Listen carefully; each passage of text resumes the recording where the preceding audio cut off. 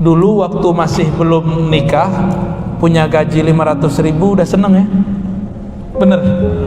Pas udah nikah, gaji 5 juta kayaknya belum cukup. Dapat tunjangan jadi 15 juta kayaknya belum cukup. Dapat proyek 50 juta kayaknya belum cukup. Proyek kok 50 juta, ini proyek abal-abalan nih gitu. Begitulah terus. Ternyata nggak ada namanya orang puas. Semakin keriput, semakin nggak puas. Itu begitu kita. Itu namanya hawa. Maka Nabi mengatakan al-ajiz, dia nanti jadi lemah. Orang-orang begitu akan capek. Taiba abdud dinar, sungguh lelah orang yang obsesi hidupnya mencari duit. Jujur aja Pak, Bapak ini kalau Bapak udah enak jadi kombes Pak, yang bawahan, yang tiap hari ngomong siap, capek loh Pak. Hormat, capek itu, serius, capek bener itu. Apalagi dia nih pangkatnya biasa, yang jadi perwira umur kemarin sore harus ngomong, kadang umur anaknya siap. Nah itu harus dikasih tahu sama perwira tuh, kamu jangan terlalu kaku, kasih tahu sama bintarannya ya, deket sama dia tuh, jangan stres kamu ntar ya. Capek itu kalau dia pengen cari duit, capek kerja begitu. Gaji siapnya aja nggak bisa Pak, nggak cukup itu. Tunjangan untuk hormat nggak cukup. Kalau dia nggak cinta kepada Allah, dia tidak ingin menjalankan tugasnya, dia pengen dapat sesuatu yang lain, dia kerja cuma pengen dapat ngisi kantong, capek begitu, lelah. Ada orang berangkat kerja, berangkat pagi pulang sore, bener, capek nggak? Capek. Jadi kalau obsesi kita mencari dunia capek, maka hanya ada satu jalan. Jadikan bekerja di dunia itu nilainya akhirat. Gimana caranya? Sama seperti tadi. Jika pemimpin mau jadi wali, torikotnya bukan torikot Naqsyabandi Syazili Samani, bukan. Torikotnya apa tadi? Amanah dan adil. Ya tinggal dicek aja adil nggak, tinggal dicek aja amanah nggak. Oh masa lalu, kan masa lalu, ini kan ada tahun baru, bisa buat lembaran baru, nggak usah khawatir ya. Sebelumnya saya bisa pernah makan duit subhan, duit samar, ke depan kan bisa diperbaiki. Kalau jangankan duit yang nggak jelas, dulu di masa Rasulullah, orang yang sudah lama hidup makan riba lalu tobat, kata Allah, falahu ma salaf ya, bagi dia apa yang telah berlalu biarin. Syukur-syukur nggak ditembak sama KPK.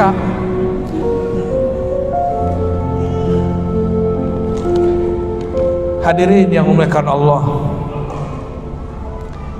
dalam satu riwayat dalam menjelaskan hadis ini, Umar kemudian berkata, hasibu qabla an tuhasabu wa tazayyanu lil 'aradil akbar.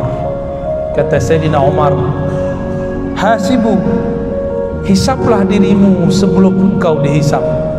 Di riwayat lain ada tambahan, mutu qabla an tamutu, matikanlah dirimu sebelum mati. Maksudnya apa? Ini kita nih kerja, sebelum kita diaudit, kita audit dulu kerjaan kita. Ada nggak yang masalah? Kita benerin dulu sebelum kita benar-benar diaudit.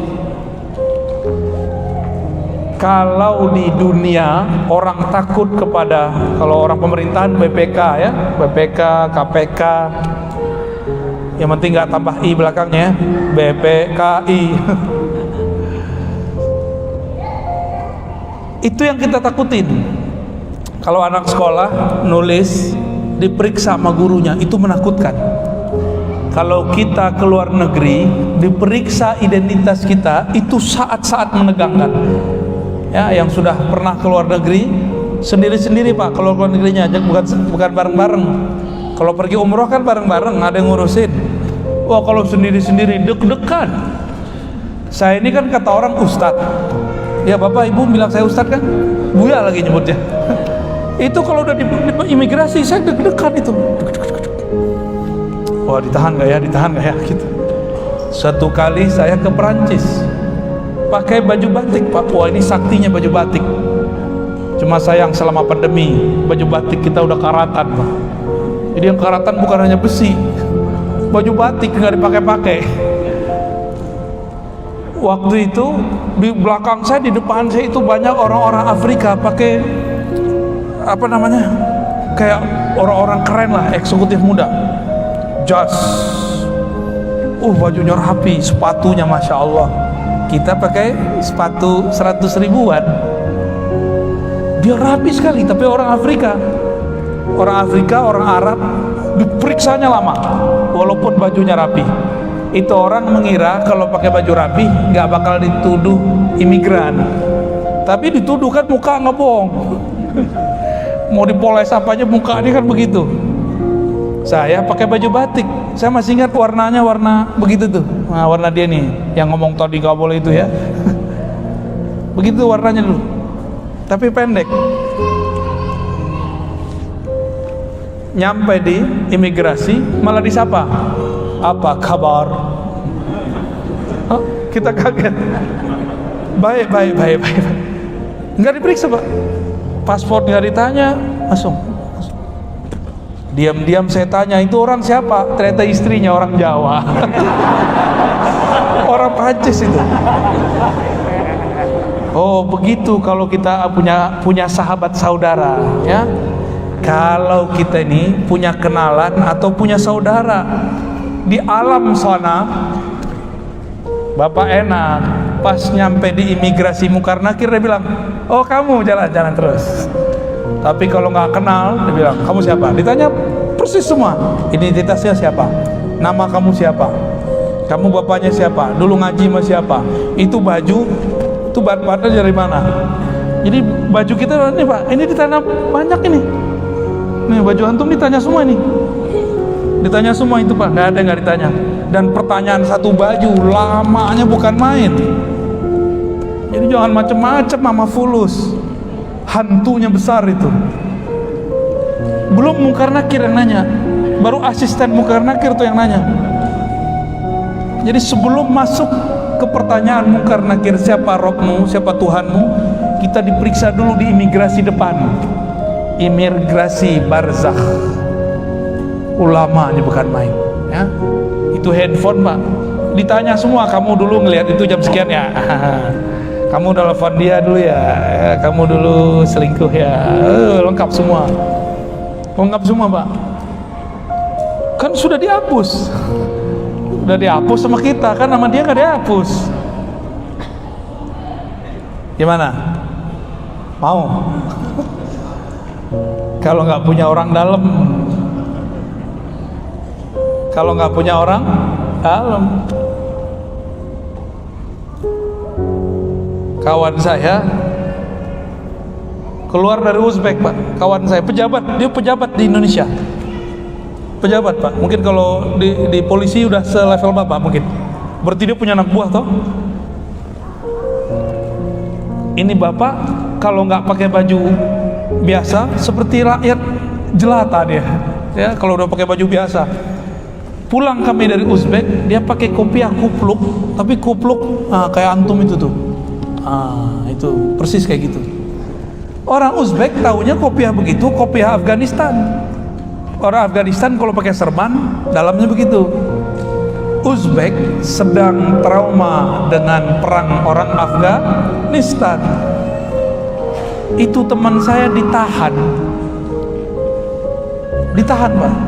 Yang nahan sih mbak-mbak cantik, tapi setelah ditahan dicuekin aja, dibiarin, jadi tahan aja, nunggu syafaat. Udah 2 jam kita nunggu, akhirnya kita inisiatif, ini kenapa nih teman kita ditahan. Akhirnya teman saya seorang perempuan, yaudah saya ngomong, dia bahasa Inggrisnya oke. Dia bilang, itu that's my friend. Ya. Siapa? Ditunjuk, masuklah ke kamar. Ini teman saya ini. diliatin, kayaknya nggak ada muka-muka teroris ya kan. Baru dia bilang, oh udah jalan. Tahu nggak Bapak, saya pakai kopiah apa waktu itu? Kopiah yang kita beli di pasar-pasar Uzbek. Kopiahnya unik lah ya. Karena saya pakai kopiah itu jalan nggak diperiksa. Dilihat, cuma pakai simbol. Tadi belum pakai ini Pak, udah dijemput. Ya, disuruh pakai di boot, saya ngantuk. Takut malah rusak, lecek dia. Jadi kalau udah pakai kopiah mereka, simbol mereka, selamat kita. Maksudnya gimana? Ada seorang sahabat Nabi Sallallahu Alaihi Wasallam melihat Nabi diberi baju, diberi jubah. Jubah itu kayak mantel luar. Hadis sahih Imam Muslim. Lalu Nabi Sallallahu Alaihi Wasallam senang dipakai oleh beliau. Setelah dipakai belum lama tiba-tiba ada orang berdiri, wahai Rasulullah, demi Allah yang kau pakai itu sangat bagus, tolong berikan kepadaku. Kita yang ngasih gimana? Kesel nggak sama orang begini? Kesel. Nabi kesel nggak? Nah, Nabi penyayang sama umatnya. Nabi itu nganggap umat itu anak. Kalau ustadz nganggap umat apa? Komoditi. Jangan, ya. Jadi ladang, jangan, nggak boleh Pak. Umat itu anak. Akhirnya Nabi mengatakan, agak tarik napas panjang. Baik, tunggu sebentar. Nabi pengen menyenangkan dulu orang yang ngasih. Dan ada rahasia kedua. Nabi itu bau badannya itu harum, lebih harum daripada kasturi. Nabi Sallallahu Alaihi Wasallam. Maka Nabi pakai sejenak supaya yang memberi senang, supaya harumnya pindah kepada itu baju. Lalu beliau kemudian berdiri, melipat dan memberikan kepada yang minta. Bapak jangan minta kopiah saya, ini baru dikasih nih. Itu yang minta disidang oleh sahabat lain. Nabi udah pulang, disidang. Kamu apa-apaan sih? Pakai pegang-pegang leher tuh, ya. Kamu apa-apaan? Kira-kira begitu. Rasulullah itu baru make. Kamu kurang ajar, nggak punya etika. Oh, digituin sama sahabat-sahabat yang lain. Beliau tenang aja. Yang penting baju Rasul udah mandi ya kan. Mau dihardik, mau apa terserah. Ya. Lalu dia mengatakan, tahukah kalian kenapa aku mau minta jubah Rasulullah? Karena aku ingin nanti dikafani pakai jubah Rasulullah Sallallahu Alaihi Wasallam. Itu sahabat nggak jadi marah. Jadi marah, mau nangis nggak kira-kira tuh? Kita yang tadi mau marah, jadinya mau nangis. Tahukah engkau? Itu jubah yang dipakai Rasulullah sekarang di tangan saya. Saya sudah mau dekat kepada kematian. Aku ingin dibalut dengan pakaian Rasulullah Sallallahu Alaihi Wasallam. Kalau kita ini sudah pakai simbol-simbolnya Nabi, kira-kira nanti gimana? Bakal ditanya mungkar nakir kan? Nggak bakal, ya, nggak bakal ditanya. Masuk satu kantor, nggak punya kartu, boleh masuk nggak? Masuk kantor nggak punya kartu, bisa masuk nggak? Nggak bisa. Tapi kita masuk sama Pak Kombes, bisa nggak? Bisa. Saya bukan PNS kan? Saya bukan PNS Bapak Ibu. Saya dosen tapi tidak mau jadi PNS. Kalau masuk kantor mesti pakai fingerprint, baru kebuka pintunya. Atau harus pakai kartu, kalau nggak diusir Mas Satpam. Tapi kita masuk sama Pak Sekda, kira-kira berani nggak Satpam musir? Nggak berani. Waktu kita ke Kucing, Sarawak, itu lift pejabat sama orang biasa dibedain. Saya bukan pejabat, saya orang biasa, tapi diundang oleh pejabatnya. Masuk liftnya lift pejabat, nggak ngantri sama orang. Ini bahasa-bahasa majazi. Di dunia begitu, di sana juga sama. Inilah yang kita sebut syafaat. Ya, kita sebut apa? Maka berkenalanlah, bermajlislah dengan orang-orang yang kenal kepada Allah. Gak cukup soleh, kenal kepada Allah. Kalau udah kenal sama Allah, berarti orang-orangnya Allah, ahlullah. Kalau sudah kenal Allah, maka siapapun di lingkaran orang kenal Allah itu dijaga oleh Allah Subhanahu wa ta'ala. Kalau di hadis Nabi, versi ahli hadis, ini versi ahli hadis sama ahli rohani beda dikit.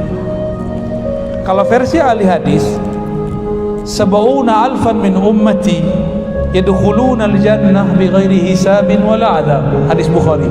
Ada 70.000 umatku yang masuk surga tanpa hisab dan azab. Saya yakin muka-muka kayak kita ini gak ada yang masuk ini ya. Gak ada Pak, gak masuk, satu pun gak ada. Serius. Apalagi yang di depan-depan saya ini gak ada. Bukan nafsu semua. Termasuk saya Pak. Kita gak ada yang pantas jadi 70.000 itu. Sahabat Nabi 124.000 udah gak masuk semua. Berarti kalau dari kalangan sahabat ada 70.000 tanpa dihisap, sisanya mana? Sisanya dihisap. Abdurrahman bin Auf pulang dari Suriah bawa 12.000 onta ke Madinah.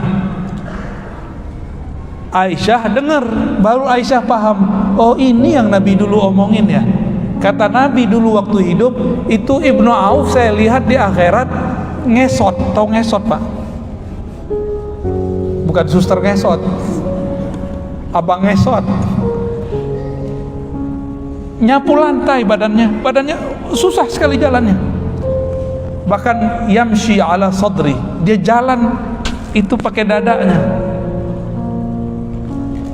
Disampaikanlah oleh murid Aisyah kepada Abdurrahman bin Auf. Apa kata Abdurrahman bin Auf? Kalau begitu semua yang aku bawa dari Syam 12.000, di riwayat Abu Nuaim 10.000, di riwayat lain ada yang berkurang, ada yang bertambah, saya sedekahkan ke Baitul Mal. Dulu begitu beliau. Terus yang dilihat Nabi berubah gak? Berubah, karena takdir orang itu ada banyak cabangnya. Jadi takdir kita ini banyak cabang nih Bang. Ini kalau para pejabat nih ada takdirnya minimal ada 2. Pensiun dengan bahagia atau masuk penjara. 2 aja.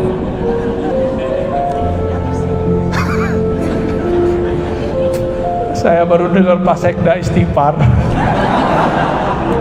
Maaf Pak Sekda ya. Tapi itu kan amal baik ya. Bisa bikin Pak Sekda istighfar kan canggih tuh.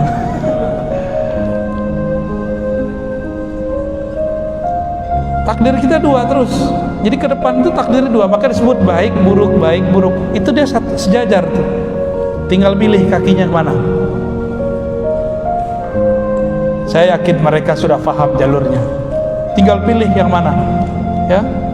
Maka Nabi berkatakan, kalau aku sudah tidak ada ya, kata Nabi, ya, akan terjadi ikhtilaf yang besar, perselisihan. Lalu di hadis yang lain Nabi kasih jalan, istafti qalbak, kamu berdialoglah dengan dirimu sendiri. Hati kita kan ngerti Pak, ini bikin aku bahagia atau cuma senang. Kalau senang tinggalin, kalau bahagia ambil. Kalau bahagia berarti dia halal, dia bersih.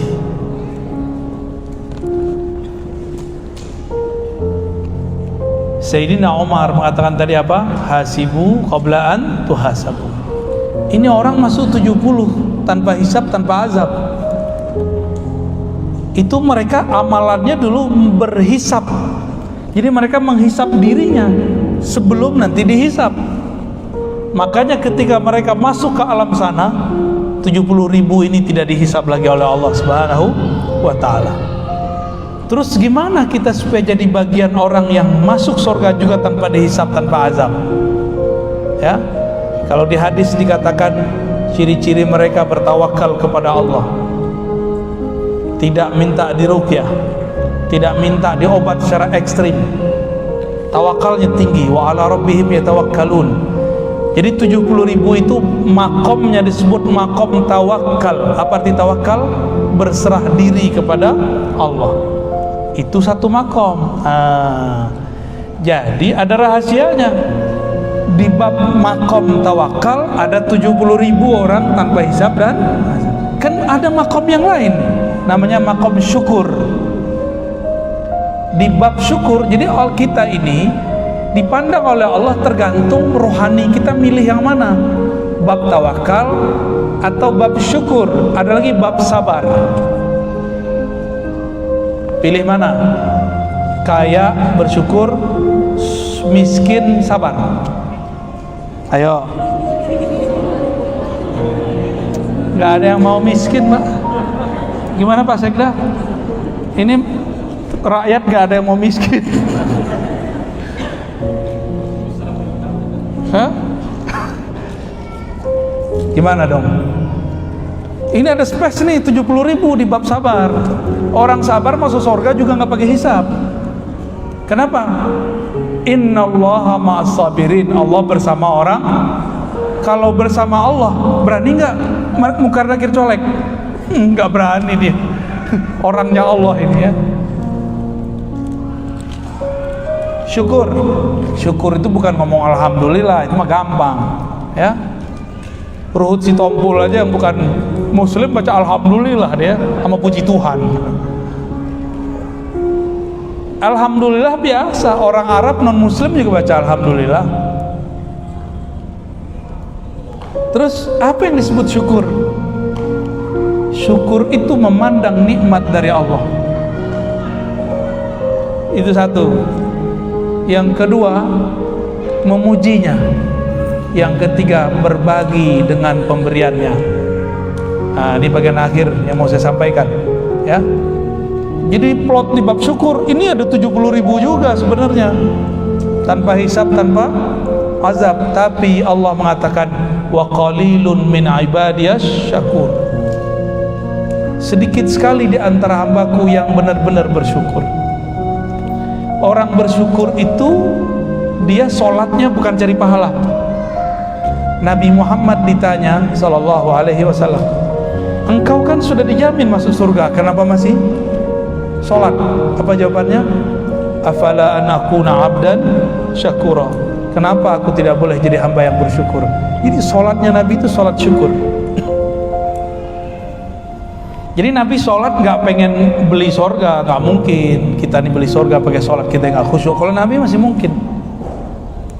Maka Bapak Ibu yang melekat Allah,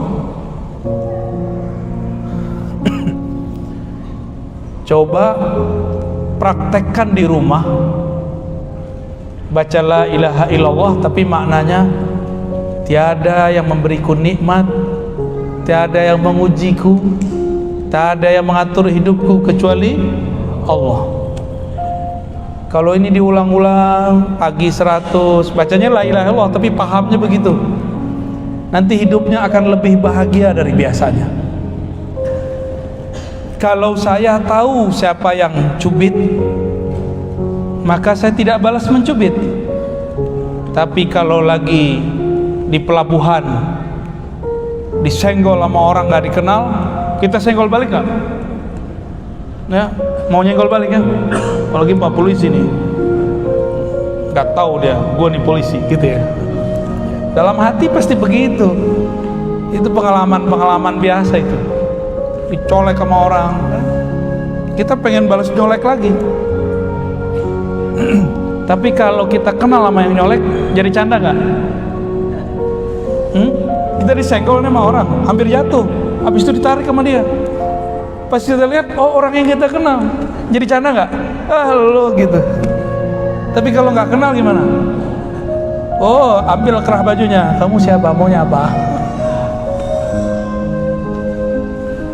Allah itu ingin menjadikan kita itu keluarganya atau temannya. Kita yang nggak mau jadi keluarga Allah, kita yang nggak mau jadi temannya Allah. Teman itu bahasa Arabnya bisa wali, bisa sadiq, bisa zamil, bisa sahib. Tapi kepada Allah disebut wali. Allah itu pengen jadi wali kita. Allahu waliyul ladzina amanu. Allah lah wali, temannya orang beriman.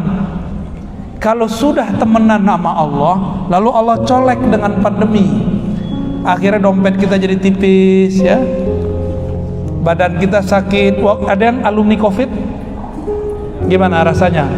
Sakit gak? Susah napas gak? Jangan-jangan COVID-COVIDan. Kalau yang asli itu sakit bener. Saya 2 kali kena, alhamdulillah masih hidup. Kalau nggak ketemu kita ya. Yang pertama nafas sakit kayak kebakar. Kalau yang kedua saya udah lupa ya, saking udah biasanya. Sakit tuh bener-bener sakit. Tapi dalam masa sakit lemes itu seakan-akan dibayangkan ini cubitan-cubitan dari Allah yang menganggap dirinya teman. Ya, Allahu waliyul ladzina amanu. Kalau itu ingat, hilang beratnya tuh, hilang. Langsung farhan, langsung bahagia. Tapi kalau nyut-nyut datang lagi, bertengkar lagi. Kira-kira seperti itu. Bapak Ibu yang bukan Allah, ini sudah akhir tahun. Ternyata benar, dunia ini cepat sekali. Ya, iqtarabatis saah, cepat sekali. Karena waktu itu cepat, jangan main-main lagi. Mulai hari ini niatkan untuk masuk tahun depan tidak akan melakukan hal-hal yang dilarang Allah lagi. Niatkan ke depan tidak melakukan hal-hal yang tidak bermanfaat lagi. Lalu untuk masa lalu, jika bisa diperbaiki, diperbaiki.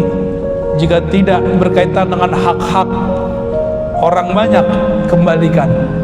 Ya, pernah ngambil hak orang lain, balikin. Orangnya sudah nggak ketahuan, udah meninggal, cari keluarganya. Nggak ketahuan, sedekah ke siapa saja, niatkan untuk beliau.